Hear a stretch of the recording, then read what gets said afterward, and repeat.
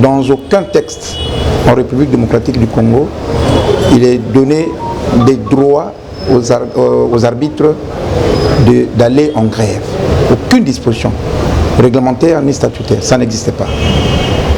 Mais comme ce sont des humains qui sont comme une sorte de partenaires pour la Ligue, lorsqu'ils ont des desiderata, nous sommes dans l'obligation de les écouter.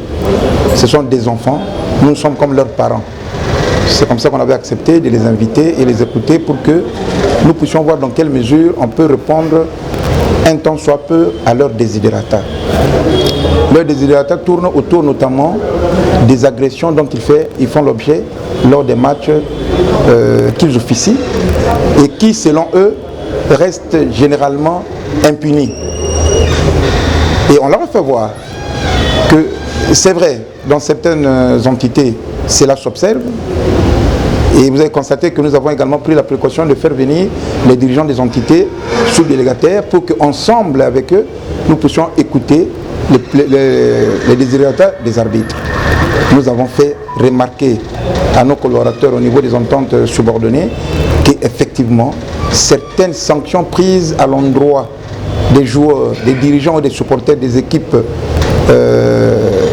fautives sont vraiment pas exemplaires, pas correctes et pas réglementaires.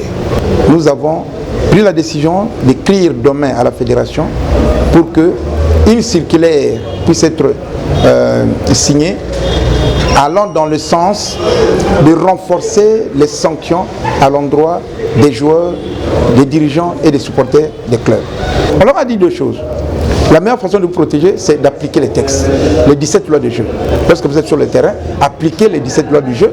À ce moment-là, personne ne va se permettre de venir vers vous pour vous agresser.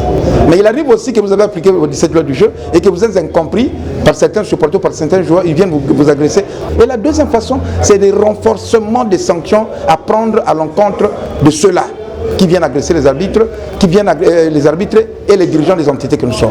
Ils ont sollicité présent. On nous avait désigné comme faisant partie d'une délégation pour venir vous rencontrer, donner-nous l'opportunité de rencontrer nos amis qui ne sont pas avec nous ici pour que nous puissions leur faire le rapport et à partir de lundi, tout va recommencer comme si de rien n'était. Il n'y aura pas de match pour cette semaine parce qu'eux également ils doivent avoir le temps de rentrer, faire rapport à leurs collègues de la Merlif et le lundi, à partir de lundi, le match reprenne sans problème.